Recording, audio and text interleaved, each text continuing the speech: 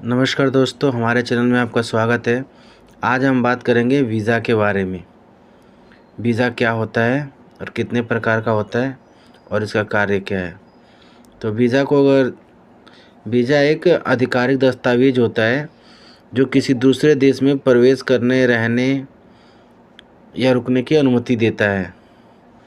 Visa को देखा जाए तो वीज़ा कई प्रकार का होता है, जैसे पर्यटन वीज़ा, टूरिस्ट वीज़ा, छात्र visa, student visa, employment visa, कार्य visa, business visa, family visa और शरणार्थी वीज़ा।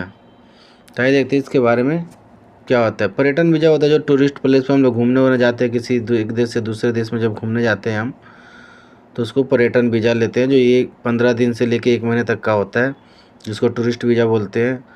उसके बाद छात्र वीज़ा जो होता है, स्टूडेंट वीज़ा, वो विदेश में रहने और शिक्षा प्राप्त करने के लिए, पढ़ाई के लिए ज़्यादातर यूज़ होता है। दूसरा है एम्प्लॉयमेंट वीज़ा। एम्प्लॉयमेंट वीज़ा मतलब कार्य करने का वीज़ा। लोग कितने देशों से दूसरे देशों में कार्य करने के लिए जाते हैं, अपना पालन पोषण करने के लिए, कमाने के लिए, तो एम्प्लॉयमेंट वीज़ा होता है जो अपना देश छोड़ के दूसरे देश में जाके कार्य करते हैं और वहाँ 2-4 पैसे जो भी कमाते हैं अपने घर, फैमिली, परिवार के लिए, तो एम्प्लॉयमेंट वीज़ा हो गया। बिजनेस वीज़ा, व्यापार वीज़ा, उसी तरह से एक बिजनेस जैसे व्यवसायिक आदमी करता है, एक देश से दूसरे देश में जाके बिजनेस करता है, ये एक बिजनेस वीज़ा है जिसमें आदमी वीज़ा लेकर दूसरे देश में व्यापार करता है। उसके बाद है पारिवारिक वीज़ा यानी फैमिली वीज़ा।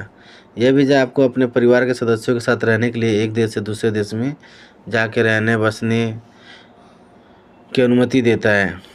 और शरणार्थी वीज़ा वो है जो किसी देश में युद्ध चल रहा हो या उत्पीड़न वगैरह हो रहा हो, तो अपना देश छोड़ के दूसरे देश में रहने के लिए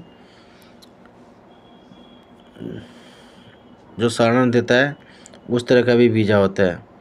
वीज़ा को अगर देखा जाए तो वीज़ा आपका डिपेंड करता है कितने दिन में बनता है, तो वो डिपेंड करता है आपको कौन सा वीज़ा है, टूरिस्ट वीज़ा है, स्टूडेंट वीज़ा है, या फैमिली वीज़ा है, या बिजनेस वीज़ा है।